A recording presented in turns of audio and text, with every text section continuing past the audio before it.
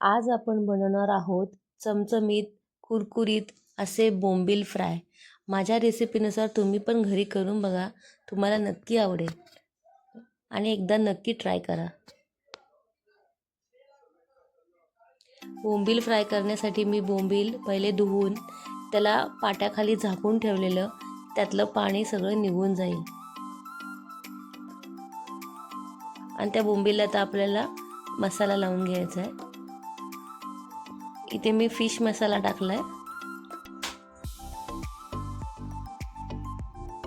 नंतर टाकायचे चवीपुरतं मीठ,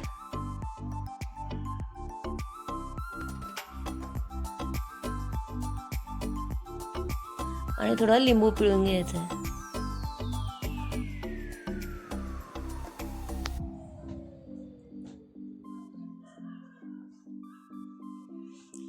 बोंबील कुरकुरीत असे फ्राय करण्यासाठी घेतलाय रवा, त्यात टाकला मसाला, मीठ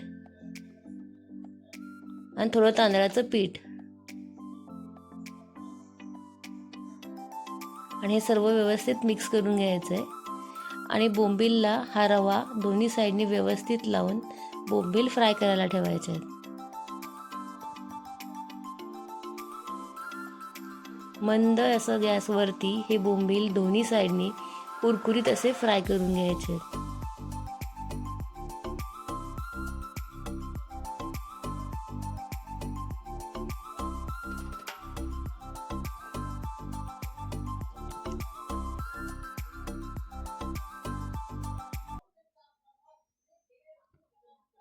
व्हिडिओ जर आवडत असेल तर चॅनलला लाईक जरूर करा।